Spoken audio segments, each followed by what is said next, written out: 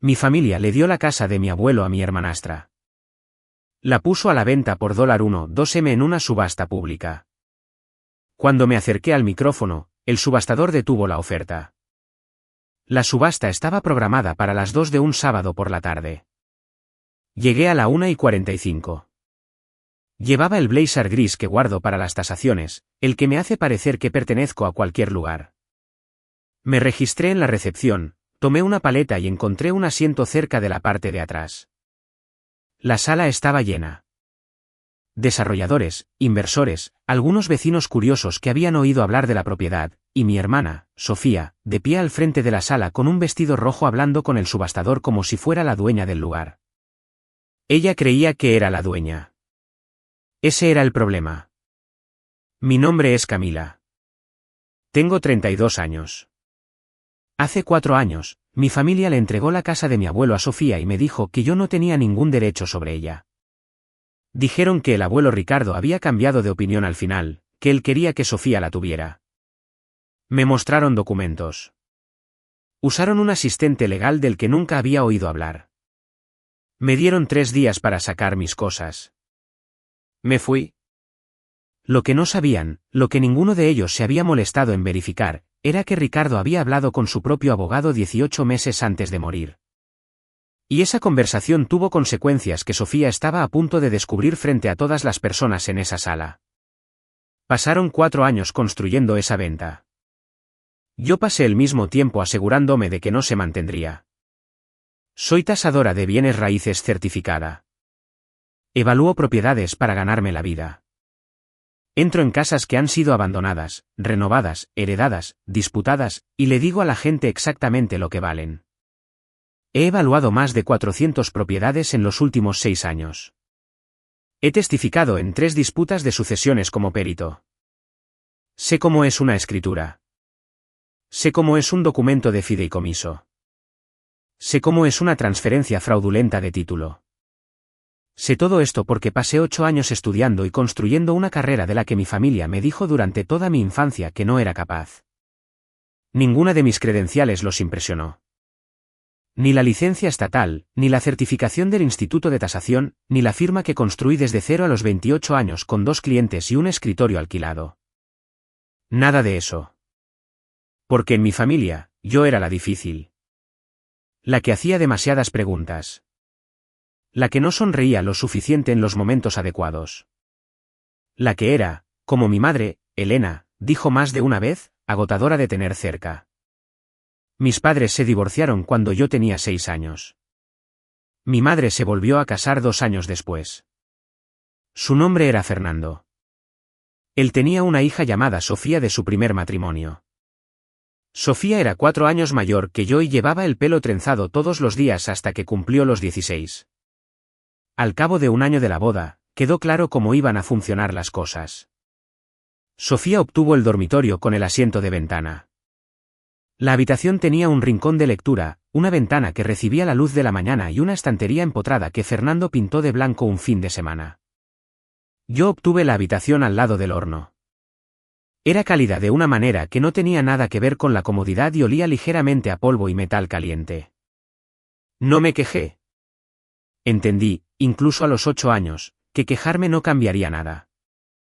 La ropa de colegio de Sofía venía del centro comercial, nueva, con etiquetas en los colores que ella elegía. La mía venía del contenedor de donaciones de la iglesia, un sistema que mi madre describía con total seriedad como perfectamente práctico. Aprendí a buscar los artículos que aún tenían sus etiquetas originales, los que habían sido donados sin usar, todavía doblados en su embalaje original. Esos estaban bien. Esos no me importaban. Pero hubo mañanas en que me sentaba al borde de mi cama mirando lo que el contenedor había producido esa semana y simplemente sostenía el sentimiento por 1 minuto, sin llorar, solo sosteniéndolo. Luego me vestía y me iba a la escuela. Sofía tenía clases de piano, $40 a la semana, todas las semanas durante 6 años. Una vez pregunté si podía tomar clases de dibujo en el centro comunitario. Costaban $12 la sesión y ya había mirado el horario. Mi madre dijo, no tenemos presupuesto para extras en este momento. Miré las partituras de piano en el atril de la sala de estar. Dije, está bien. No volví a preguntar. Encontré libros de biblioteca sobre dibujo arquitectónico en su lugar. Los pedí prestados, los renové, los volví a pedir prestados.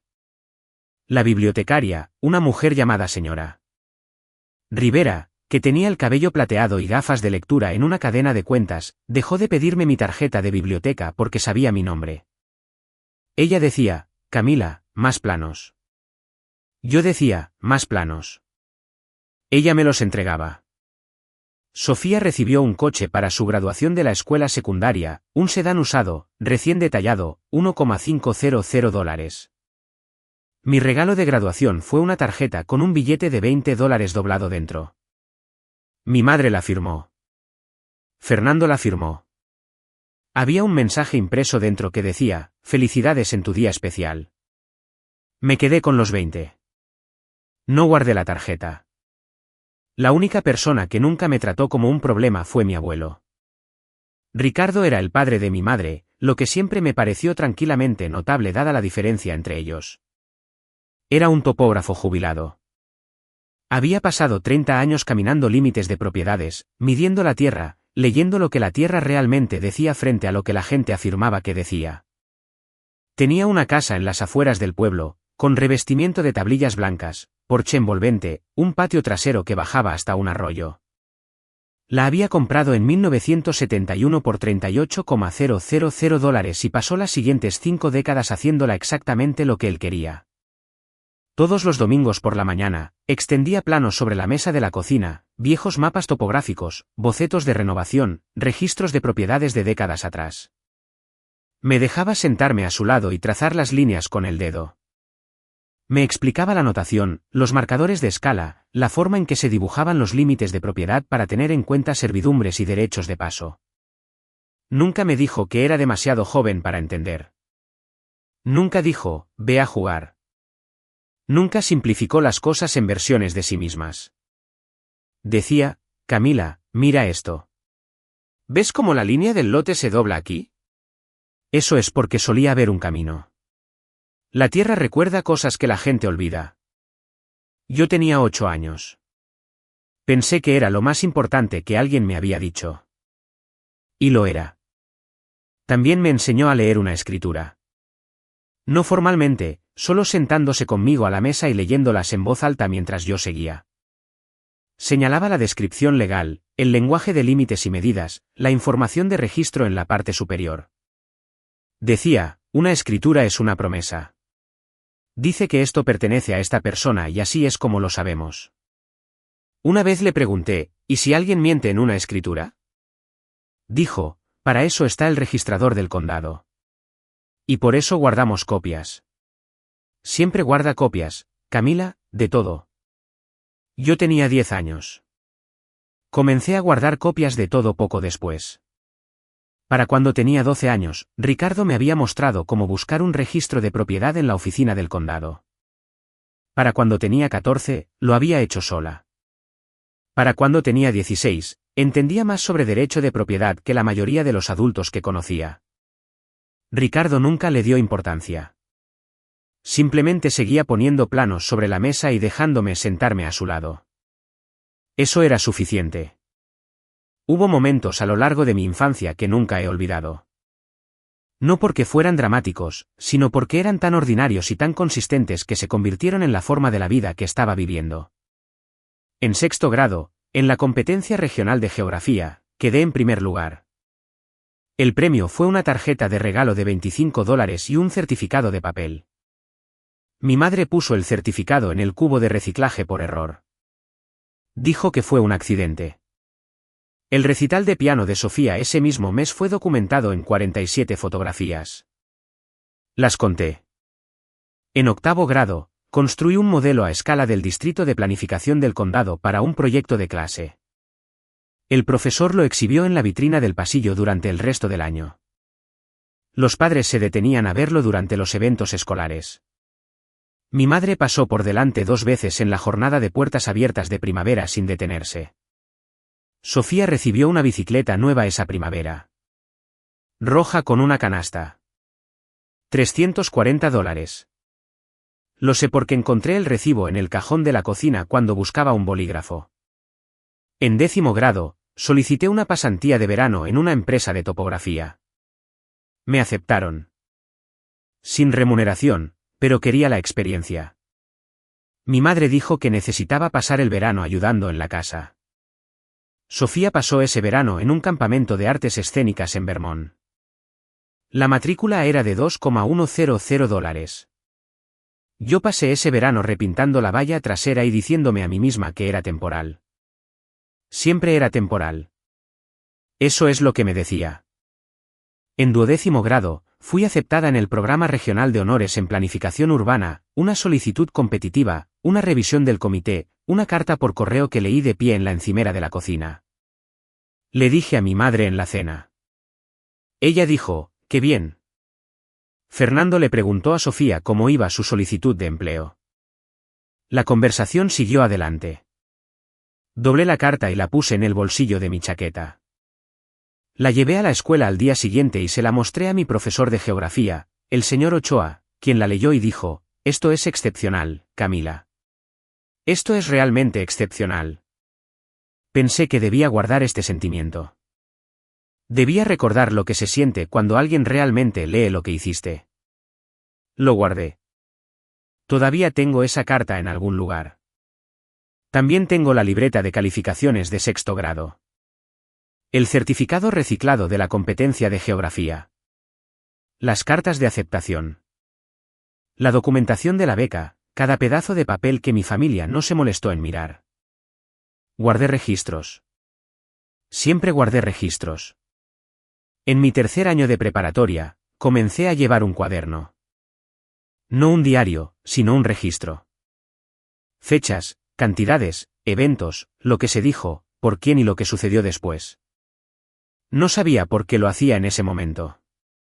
Simplemente me pareció importante escribir las cosas para hacer visible el patrón en papel, porque nadie en mi casa iba a nombrarlo en voz alta. Una consejera de orientación llamada señora Pérez me apartó una tarde. Había visto mis puntajes de exámenes, mis calificaciones, la forma tranquila y cuidadosa en que me había estado moviendo durante el año escolar.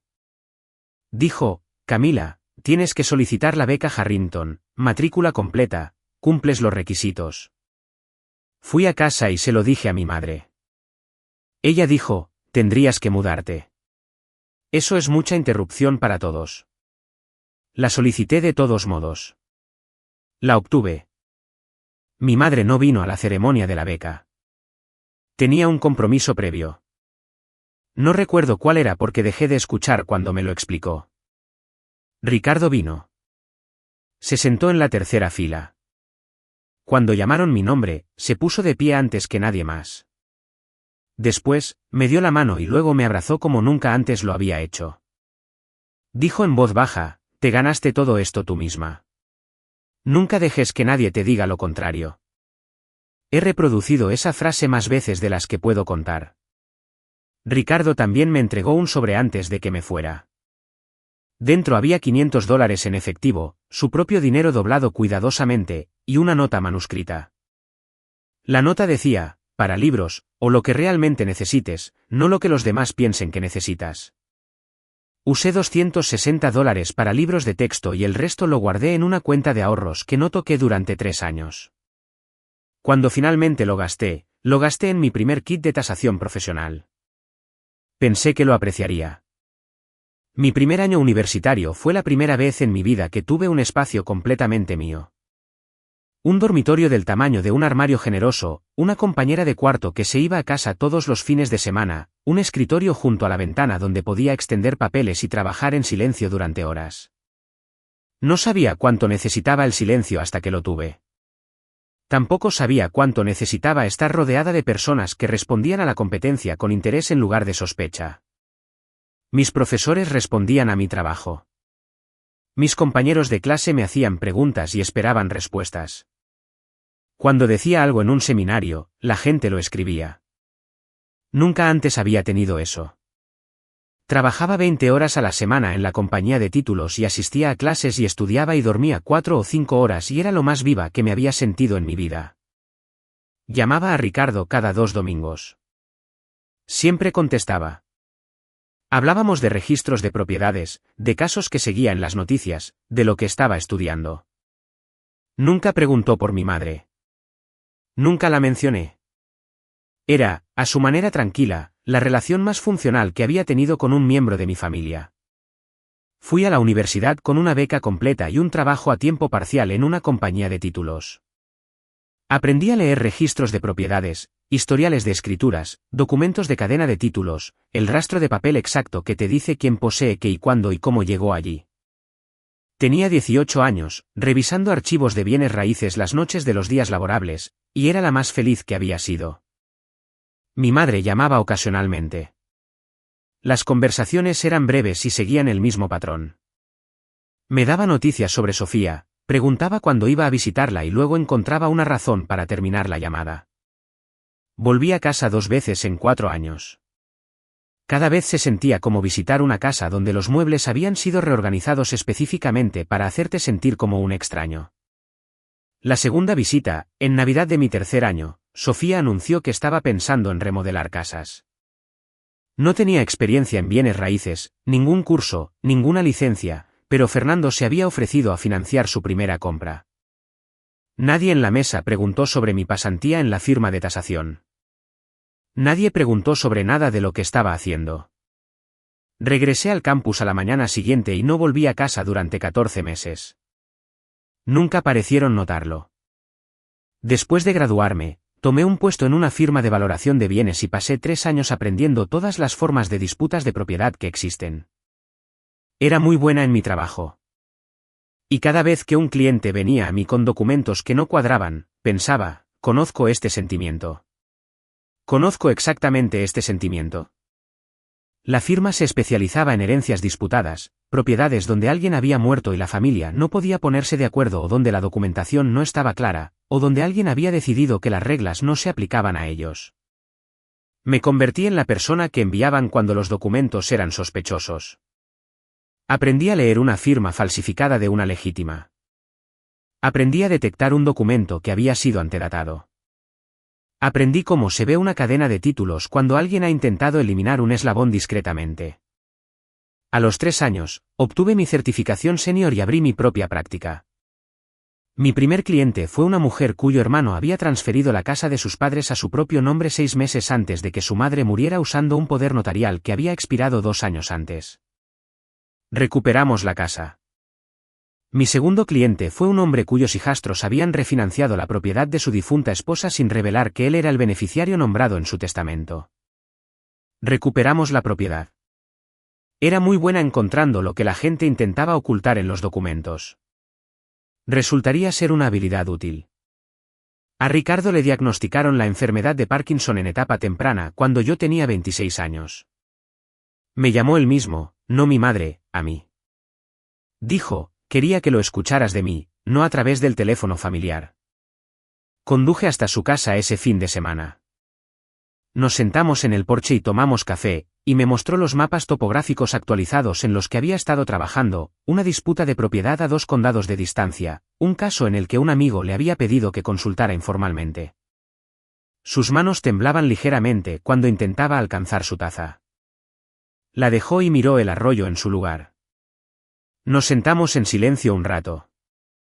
Había conocido a Ricardo toda mi vida. Nunca lo había visto mirar nada con esa particular quietud. Dijo, he estado pensando en la casa. Esperé. Dijo, hice algunos arreglos. Quiero que sepas que hice los arreglos adecuados. No pregunté qué quería decir. Debería haber preguntado, pero lo dijo de la manera en que la gente dice las cosas cuando aún no quieren tener la conversación completa, cuando solo quieren que sepas que la cosa existe, que ha sido manejada. Asentí. Él asintió. Vimos una garza aterrizar en la orilla del arroyo y permanecer allí inmóvil como un trozo de madera a la deriva durante casi 3 minutos. Luego se levantó y se fue. Ricardo dijo, esos pájaros vienen todos los años. En el mismo lugar. Dije, lo sé. Me lo has mostrado. Dijo, bien. Esa fue la última vez que tuvimos una tarde tranquila juntos. Declinó constantemente durante el siguiente año y medio. Lo visitaba cuando podía. Mi madre lo visitaba menos que yo, lo que ella luego disputaría, pero yo tengo las fechas en mi calendario, y ella no. Al final, Ricardo estaba cansado de una manera que no tenía nada que ver con el sueño. Pero su mente estaba clara. Cada vez que lo visitaba, estaba leyendo algo. Registros de propiedades, documentos legales, el periódico, cualquier cosa con estructura e información. Una vez me entregó un artículo sobre un caso de sucesión en otro estado, un fideicomiso impugnado, y dijo, ¿ves cómo lo manejaron? La documentación se mantuvo. Esa es la lección. Leí el artículo.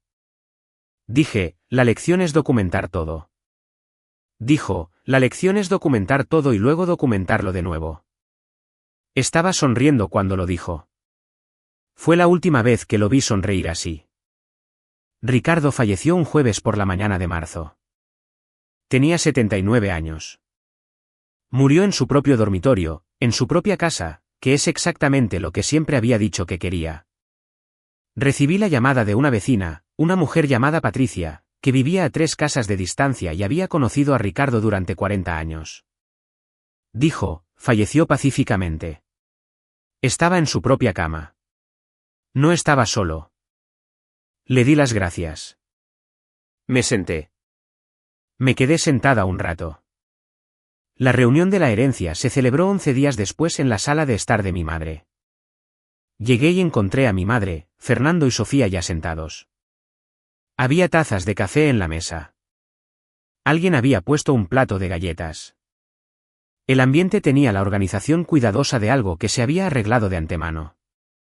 Había un hombre al que nunca había conocido, presentado como Francisco, un asistente legal que representaba a una oficina de planificación patrimonial de la que tampoco había oído hablar.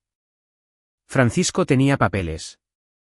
Los papeles indicaban que Ricardo, en los últimos meses de su vida, había modificado su plan patrimonial. La casa, previamente designada para mí, ahora debía ser transferida a Sofía.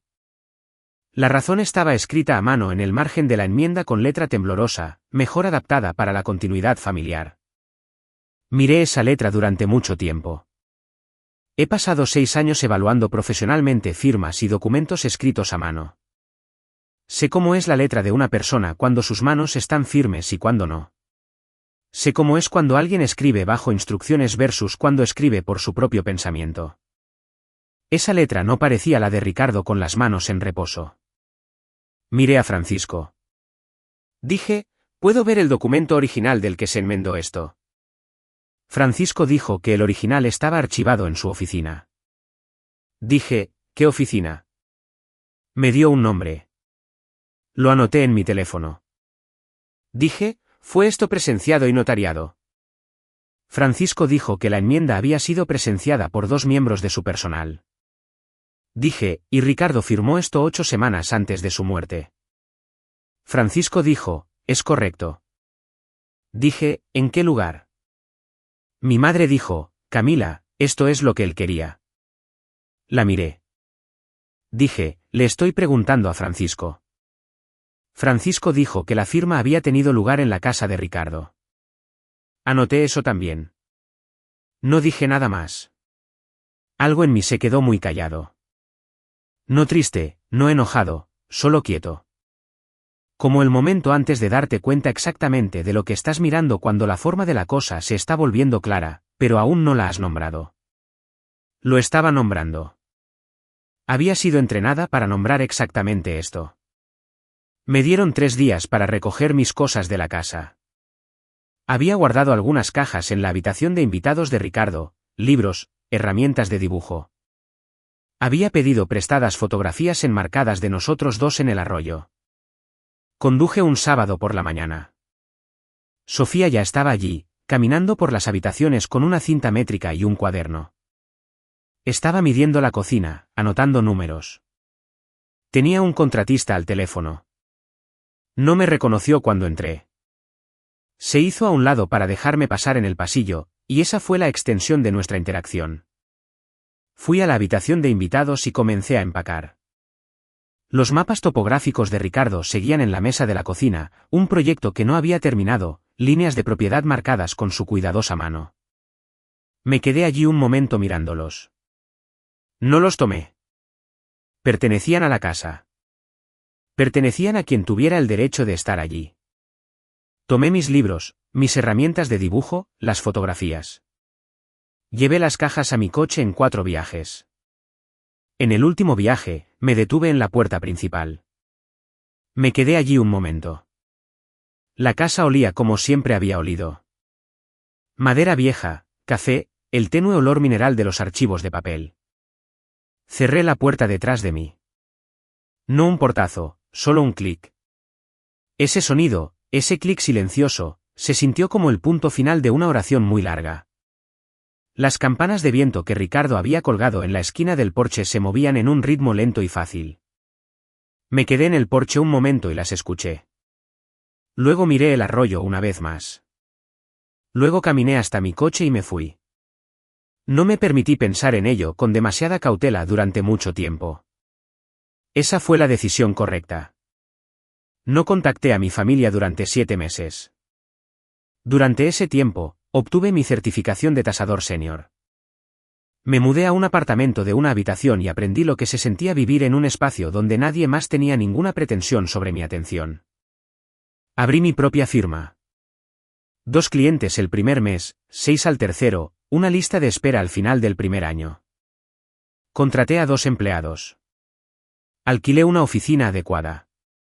Hice una placa con mi nombre. Comencé a especializarme en valoraciones de propiedades testamentarias y de sucesión, propiedades atrapadas en disputas legales, herencias impugnadas, títulos nublados, transferencias fraudulentas, la categoría exacta de problema de la que me había alejado en la mesa de la cocina de mi madre.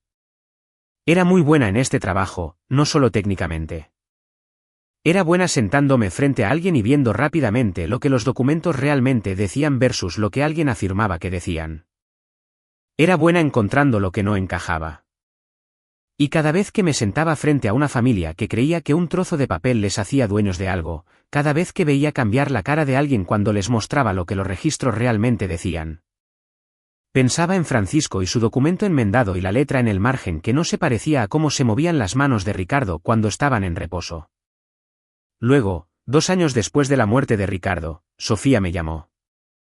Quería que tasara la casa. Estaba pensando en venderla. Dijo que el mercado estaba fuerte y que quería una opinión profesional. La remití a un colega y le dije que tenía un conflicto de intereses. Sonó brevemente confundida. Luego dijo, oh, claro. Por supuesto. Terminé la llamada. 6 meses después, me enteré por mi madre de que Sofía había decidido renovarla, hacerla una pieza de exhibición. Fernando la estaba financiando.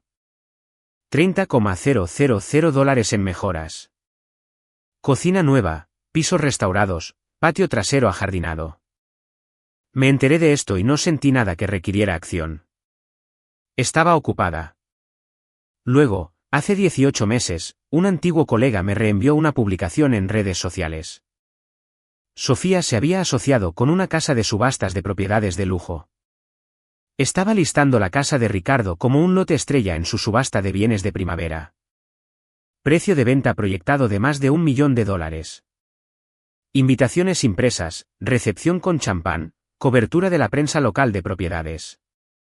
Había estado diciendo a la gente durante meses que había heredado una propiedad histórica de su abuelo. Su abuelo, Ricardo, no era el abuelo de Sofía. Era el mío, y la casa nunca había sido legalmente suya. Leí la publicación 2 veces. Puse mi teléfono boca abajo sobre mi escritorio. Luego levanté el teléfono y llamé al señor Contreras. 3 años antes de que Ricardo muriera, había llamado a un hombre llamado Douglas Contreras. El señor Contreras era un abogado de sucesiones y patrimonios, con 34 años de práctica, el tipo de abogado que guardaba archivos de papel en carpetas etiquetadas y conocía a todos los registradores del condado por su nombre de pila. Ricardo lo había encontrado por recomendación de un antiguo colega, otro topógrafo que había utilizado al señor Contreras para establecer un fideicomiso para su propia propiedad familiar 20 años antes. Ricardo había ido a su oficina un martes por la tarde con un bloc de notas, una lista de preguntas y lo que el señor Contreras me describiría más tarde como una idea muy clara de lo que quería y una preocupación muy específica sobre si sobreviviría a él. Le había dicho al señor Contreras en esa primera visita, mi hija ha estado tratando de redirigir mi patrimonio durante los últimos 2 años. Sé lo que está haciendo. Necesito algo que ella no pueda deshacer. El señor Contreras le había dicho que un fideicomiso en vida irrevocable era el instrumento más fuerte para ese propósito. Ricardo había dicho, entonces, hagamos eso. También había preguntado en esa misma visita si había alguna forma de documentar conversaciones para crear un registro de intentos de manipular sus deseos.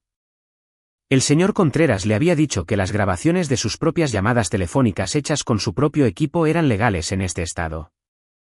Ricardo había regresado a casa y había comprado una grabadora digital. Sé todo esto porque el señor Contreras me llamó. Me llamó 4 meses después de la muerte de Ricardo. Dijo, mi nombre es Douglas Contreras. Su abuelo fue cliente mío. He estado esperando saber de usted. Creo que quizás debería venir. Me quedé con esa frase por un momento. Luego dije, ¿cuándo puedo venir? Dijo, mañana si está disponible. Lo estaba. La oficina del señor Contreras olía a papel viejo y limpiacristales. Puso una carpeta frente a mí y dijo, su abuelo vino a verme 18 meses antes de fallecer. Quería establecer un fideicomiso en vida irrevocable con un beneficiario designado. Esa beneficiaria era usted. Miré la carpeta. Dijo, la propiedad, la casa, el terreno, todas las estructuras en la parcela se transfirieron al fideicomiso al momento de la firma. Desde esa fecha en adelante, Ricardo ya no era personalmente el dueño de la casa. El fideicomiso sí, con usted como única beneficiaria. Dije, así que cualquier documento firmado después de esa fecha. Dijo, no tendría ningún efecto legal sobre la propiedad. No se puede modificar un fideicomiso irrevocable firmando un documento separado frente a un asistente legal. El fideicomiso era irrevocable. Ricardo no podría haberlo cambiado, incluso si hubiera querido. Dije, quiso él. El señor Contreras me miró por encima de sus gafas. Dijo, no, no quiso. Me senté en esa silla durante mucho tiempo después de que terminó de hablar. La carpeta todavía estaba frente a mí. Mi nombre estaba en la primera página. La firma de Ricardo estaba en la última. La fecha en la parte superior del documento era 18 meses antes de que muriera, 2 años y medio antes de que Francisco apareciera en la sala de estar de mi madre con sus papeles modificados. El señor Contreras tenía más. Buscó en el cajón de su escritorio y puso una pequeña grabadora digital sobre la mesa entre nosotros. Dijo que Ricardo era topógrafo. Entendía la documentación. Entendía que lo que se registra es lo que se mantiene. Presionó reproducir. La voz de Ricardo salió del altavoz. Ligeramente delgada, un poco más lenta de lo que recordaba, pero clara. Estaba hablando con alguien, mi madre. La grabación era de 11 meses antes de que muriera. Mi madre sugería que, dada la salud de Ricardo, podría tener sentido simplificar la herencia, que era confuso tener cosas en fideicomiso, que Sofía había sido tan devota y merecía ser considerada. Ricardo dijo, Elena, ya tomé mi decisión. La casa va a Camila. Eso ya está debidamente documentado. No quiero volver a discutirlo. Mi madre dijo, pero si solo firmaras un papel. Ricardo dijo, no firmaré nada más, y quiero que sepas lo que estás haciendo. Sé exactamente lo que estás haciendo, y no va a funcionar. Hubo un largo silencio en la grabación. Luego la llamada terminó abruptamente. Él mismo lo había grabado a propósito y se lo había dado al señor Contreras para que lo guardara. Ricardo lo había sabido. Había pasado su último año y medio asegurándose de que el plan de mi familia no pudiera funcionar. Me había protegido más allá de las primeras etapas de su propio declive. Miré la grabadora en el escritorio.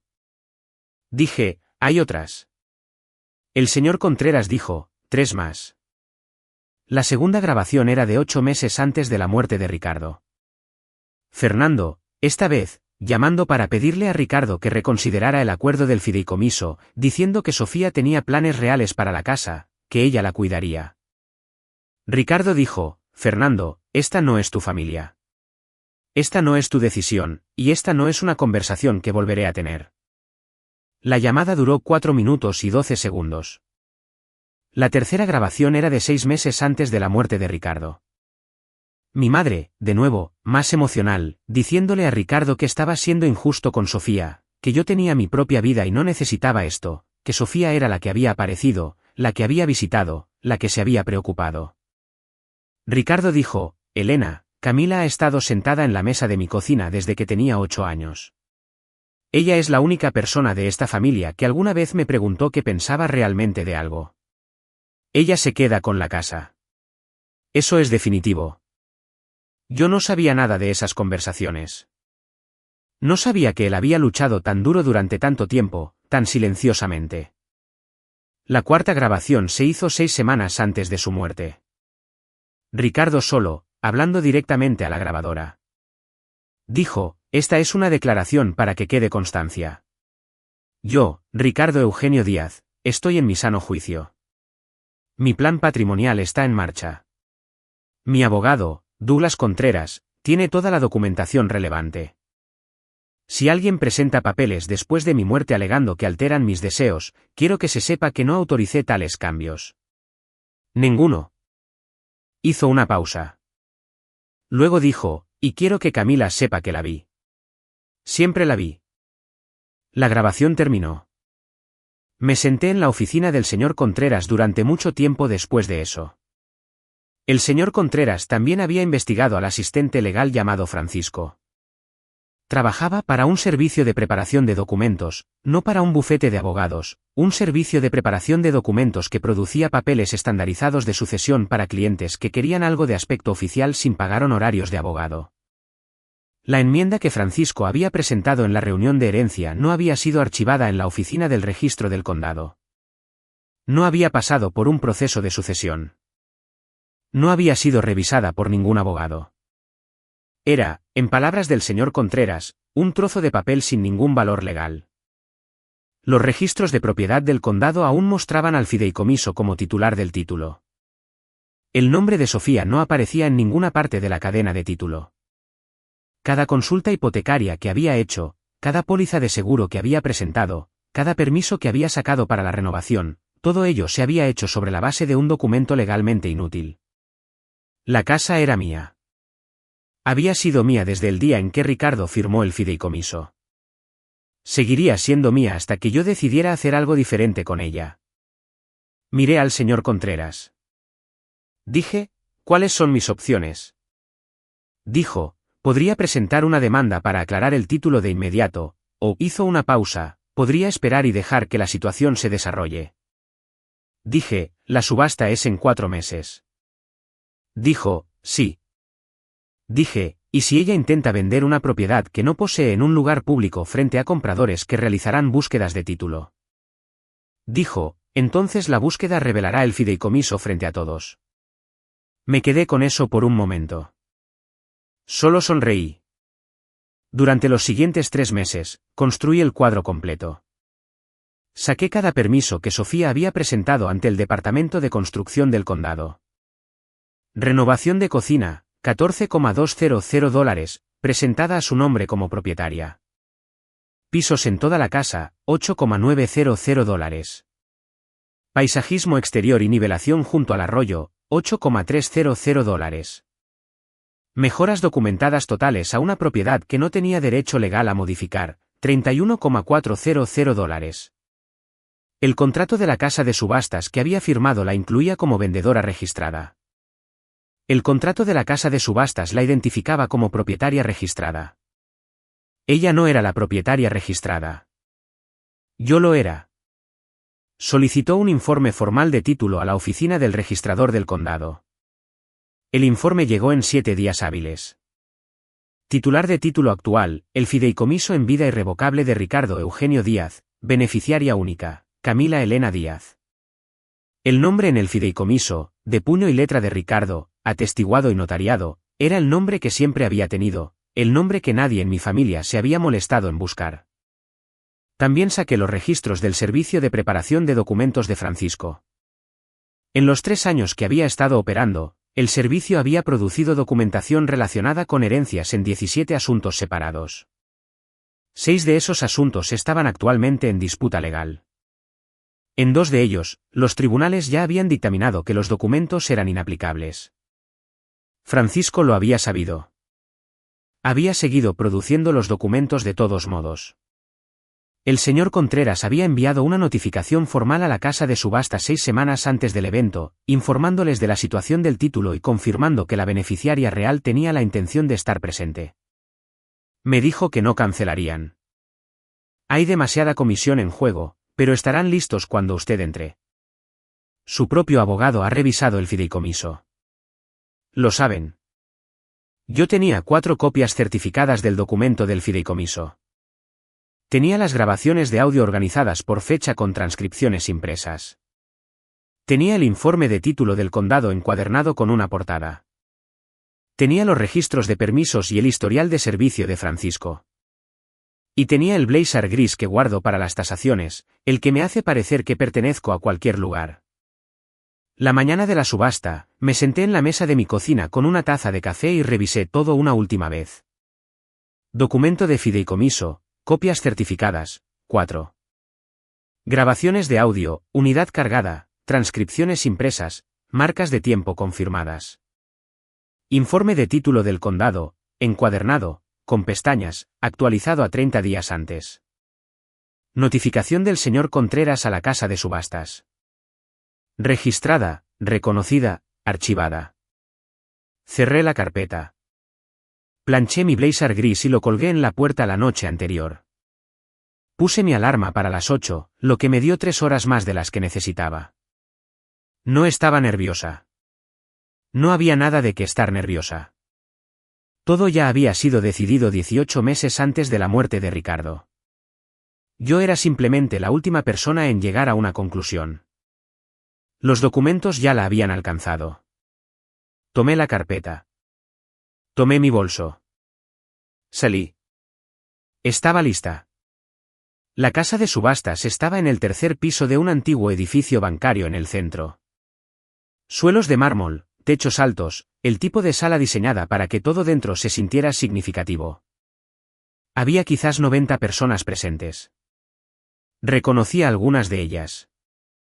Desarrolladores con los que me había cruzado profesionalmente, 2 abogados de bienes raíces que había visto en eventos de la industria, una periodista a la que conocía por su nombre gracias a su cobertura de propiedades en el periódico local.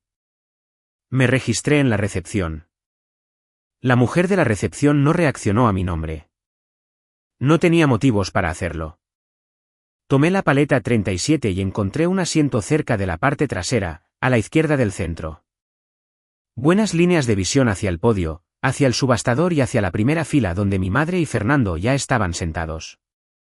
Sofía estaba cerca de la pantalla de presentación, hablando con el subastador, vestido rojo, pendientes de perlas, la postura de alguien que espera que el día transcurra de una manera particular.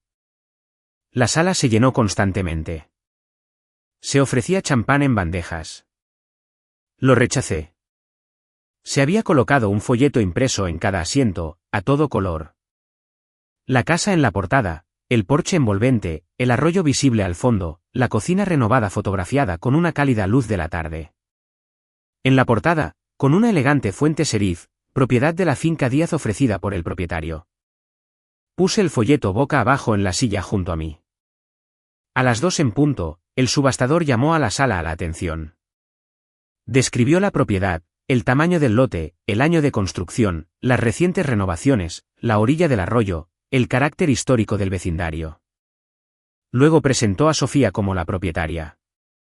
Ella se acercó al micrófono. Agradeció a todos por venir.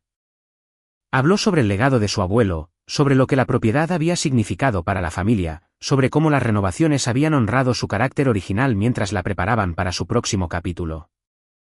Usó la palabra amado 2 veces. Dijo que Ricardo había sido un hombre notable.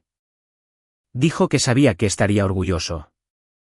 La sala estaba atenta. Algunas personas asintieron. Mi madre observaba desde la primera fila con la expresión específica que reservaba para los momentos que sentía que habían salido según lo planeado. Fernando tenía el brazo alrededor de sus hombros. Observé todo esto desde la parte trasera de la sala con mi carpeta en el regazo y mis manos completamente quietas. El subastador anunció la puja inicial. Preguntó si había alguna pregunta antes de que comenzara la puja. Hubo una pausa. Desde un lado de la sala, un hombre de traje oscuro levantó la mano. El señor Contreras. Dijo, tengo un asunto de procedimiento que plantear. El subastador miró al señor Contreras. Dijo, señor, esto es una subasta, no un foro para. El señor Contreras dijo, represento al titular legal de la propiedad que usted está intentando vender. Me gustaría 2 minutos. La sala se agitó. 90 personas recalibrando a la vez. El subastador miró al representante legal de la casa de subastas, que estaba de pie cerca de la pared. El representante asintió levemente. El señor Contreras caminó hacia el frente. Puso su maletín sobre la mesa del presentador. Luego me miró. Me levanté. Caminé hacia el frente de la sala. Puse mi carpeta sobre la mesa. Miré a Sofía. Su expresión aún no había cambiado. Todavía estaba procesando lo que estaba sucediendo. Miré a mi madre. Su expresión había cambiado. Dije, mi nombre es Camila. Soy la nieta de Ricardo, y me gustaría leer algo. Abrí la carpeta. Dije, este es el fideicomiso en vida irrevocable de Ricardo Eugenio Díaz, fechado 18 meses antes de su muerte. La beneficiaria nombrada en la página aún soy yo. La propiedad que ustedes están aquí hoy para comprar fue transferida a este fideicomiso al momento de la firma. A partir de esa fecha, no era de Ricardo para dar, vender o modificar por ningún documento secundario. Se mantuvo en fideicomiso para mí. Dejé el documento y miré la sala. Sofía dijo, ese documento no es válido. Dije, el informe de título del condado confirma el fideicomiso como titular actual del título. Tengo una copia certificada aquí. El señor Contreras la distribuirá a cualquiera que desee verificarla. Mi madre se levantó de su silla. Dijo, Camila, tienes que parar. No entiendes lo que estás. La miré. Dije, siéntate. No he terminado. Ella se sentó. Metí la mano en la carpeta y coloqué un pequeño dispositivo sobre la mesa. Dije, Ricardo sabía lo que se estaba planeando. Lo documentó. Pasó el último año y medio de su vida grabando conversaciones. Presioné reproducir. La voz de Ricardo llenó la sala. La conversación con mi madre. La petición de simplificar el patrimonio. Su respuesta, ya tomé mi decisión. La casa va a Camila. Eso ya está debidamente documentado. No quiero volver a discutirlo. La sala estaba completamente inmóvil. Lo dejé reproducir durante 45 segundos. Luego lo detuve. Dije, hay 4 grabaciones. Esta es la primera. La última Ricardo la grabó solo 6 semanas antes de morir. Para que conste, en caso de que surgiera esta situación exacta. Sofía dijo, él no estaba bien al final. Él no sabía lo que estaba. Dije, fue evaluado como plenamente competente por su médico en el momento de la firma del fideicomiso y en el momento de cada grabación. El señor Contreras tiene esa documentación. Miré directamente a Sofía. Dije, renovaste una casa que no posees. Firmaste un contrato para vender una propiedad sobre la que no tienes ningún derecho legal. Has estado diciendo a la gente durante meses que Ricardo te dejó esto. Hice una pausa. No lo hizo. Me lo dejó a mí. Me lo dejó específicamente porque sabía lo que intentarías hacer. La sala estaba en silencio de una manera que las salas rara vez lo están. 90 personas. Nadie se movió. La periodista había dejado de escribir. Un desarrollador en la tercera fila estaba leyendo el informe de título que el señor Contreras acababa de poner en sus manos. Su expresión era la de alguien que hace cálculos y no le gusta la respuesta. El subastador permanecía muy quieto detrás de su podio. Miré a mi madre. Le dije, él lo sabía, mamá. Lo supo todo el tiempo y se aseguró de que no funcionara. Ella no respondió. Miró al suelo. Miré la sala. Dije, no estoy aquí para montar un espectáculo. Estoy aquí porque esta es mi propiedad y tengo la obligación legal de decirlo antes de que se produzca una venta fraudulenta. Todo lo demás es entre su equipo legal y el señor Contreras. Cerré la carpeta. Tomé mi bolso. Miré al señor Contreras. Me hizo el más mínimo asentimiento. Eso fue suficiente. Caminé hacia la salida. Pasé por la mesa donde las copas de champán seguían alineadas, intactas. Detrás de mí, oí la voz de Sofía, más aguda ahora, inestable, la confianza completamente desaparecida. Dijo, Camila, Camila, espera. No esperé. Afuera, el aire era frío y cortante. Me quedé en la acera durante exactamente un minuto antes de moverme, solo respirando porque era libre. La casa de subastas canceló el listado esa tarde. Su equipo legal contactó al señor Contreras en un plazo de 2 horas. Cooperaron. Entendieron lo que había sucedido y no querían formar parte de las consecuencias. Su reputación dependía de transacciones limpias y títulos claros. Esto no era ninguna de las dos cosas. La comisión que esperaban, un porcentaje significativo de una venta de más de $1 millón, se evaporó en una tarde. Enviaron una carta formal de disculpa a todos los asistentes. La periodista que había reconocido en la última fila publicó una historia. Se publicó en la sección de propiedades ese lunes. Fue precisa y justa y no usó mi nombre. No necesitaba hacerlo. Sofía me llamó 7 veces entre las 3 y la medianoche. No contesté. Mi madre envió un mensaje de texto que decía, necesitamos hablar. Le respondí con el número de la oficina del señor Contreras. Ese fue el único mensaje que envié ese día. Esa noche, fui a casa, preparé la cena y me senté a la mesa de mi cocina con la carpeta de restauración abierta. Había estado pensando en la línea original del techo. La renovación de Sofía había modificado el hastial delantero de una manera que no era consistente con la época de la casa. Tenía fotografías del original de los archivos de Ricardo. Tenía un contratista en mente. Hice algunas notas. Luego me fui a dormir. La semana siguiente, el señor Contreras presentó una solicitud para formalmente aclarar el título a mi nombre. Dada la documentación, el fideicomiso irrevocable, las grabaciones, los registros del condado, la evaluación de competencia de los médicos, el proceso fue, en sus palabras, inusualmente sencillo. El tribunal me confirmó como única propietaria de la propiedad 43 días después. Sofía había gastado $31,400 renovando una casa que no poseía. Presentó una demanda contra mi madre y Fernando, argumentando que le habían falseado la situación. Mi madre presentó una contrademanda, argumentando que Sofía siempre había entendido que el acuerdo era informal. Fernando contrató a un abogado aparte. Los tres estaban, a 3 meses de la subasta, en litigio activo entre sí. Yo no era parte de ninguna acción. No tenía motivos para serlo. Durante ese tiempo, el abogado de Fernando me envió una carta sugiriendo que considerara los costos familiares de seguir adelante con este asunto. El señor Contreras respondió en mi nombre.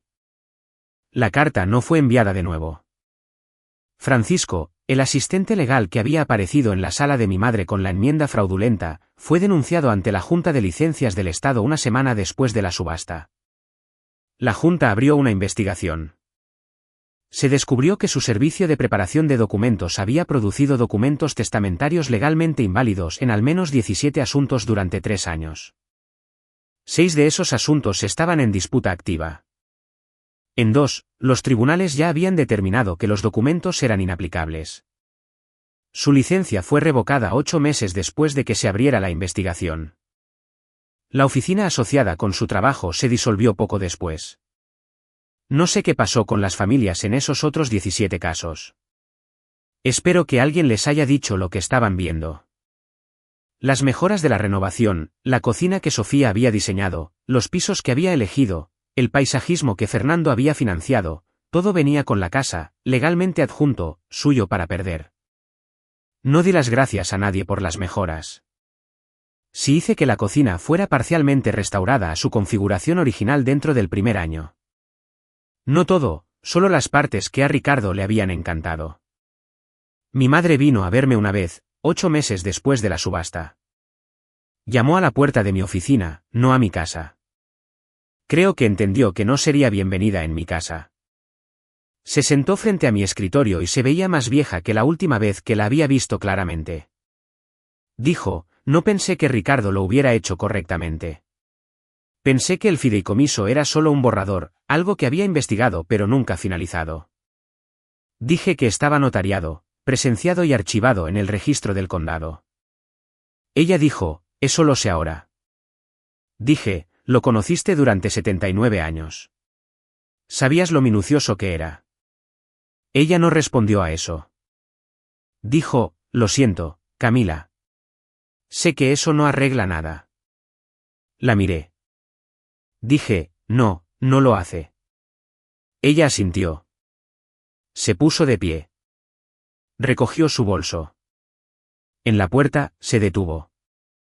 Dijo, realmente te amaba más de lo que cualquiera de nosotros entendía. Dije, lo sé. Lo tengo grabado. Ella se fue. No he hablado con ella desde entonces. No sé si lo haré. Es solo como están las cosas. La casa ahora es mía. No de la manera en que la imaginé cuando tenía 8 años, sentada junto a Ricardo, trazando líneas de lote con mi dedo. No como un regalo esperando al final de una vida tranquila, sino como algo que tuve que entrar en una sala de 90 extraños y decir en voz alta. Algo que tuve que levantarme y reclamar frente a personas con copas de champán y paletas de subasta y absolutamente ninguna idea de en lo que se habían metido. Eso está bien. Eso está realmente bien. He estado haciendo la restauración yo misma, lentamente, de la manera en que Ricardo hacía todo. No la estoy volteando. No la estoy convirtiendo en una pieza de exhibición. No la estoy listando, escenificando, fotografiando con una cálida luz de la tarde para un folleto. Estoy viviendo allí, cuidándola, devolviéndola pieza por pieza a lo que era. La línea original del techo conservada. La cocina volviendo lo más cerca posible a las proporciones que Ricardo había amado antes de la renovación de Sofía. La parcela trasera reestudiada. Líneas de propiedad debidamente documentadas y archivadas. Tengo una carpeta para la restauración. Fechas, costos, materiales, contratistas, cada recibo. Ricardo aprobaría la carpeta. Sé que lo haría. Hay un cajón en la cocina donde he empezado a guardar cosas. Copias del fideicomiso, el informe de título, las grabaciones en una unidad de respaldo. No porque las necesite más. Porque algunas cosas vale la pena conservarlas. Algunas cosas las conservas no porque tengas miedo de volver a perderlas, sino porque te recuerdan lo que costó recuperarlas. El domingo pasado, me senté en el porche al anochecer con una libreta de bocetos y una taza de café. El arroyo estaba bajo debido a un otoño seco, solo un sonido tranquilo moviéndose entre los árboles. Las campanas de viento que Ricardo había colgado en la esquina del porche, las que Sofía había dejado en su lugar porque quedaban bien en las fotos para el listado, se movían con un ritmo lento y suave. Tenía el plan de restauración abierto en mi libreta de bocetos. Apoyé la mano plana sobre la barandilla del porche, la madera original, seca y cálida por el sol de la tarde. Pensé en Ricardo sentado en esta misma mesa, su mesa, con sus mapas topográficos extendidos, y yo a su lado, de 8 años, trazando líneas con mi dedo.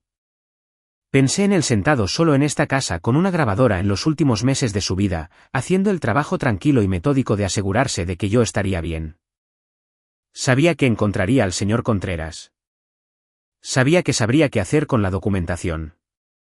Sabía, de la manera particular en que Ricardo sabía las cosas, que la tierra sería leída correctamente. La tierra recuerda cosas que la gente olvida. Tomé mi lápiz y seguí dibujando. Eso es todo.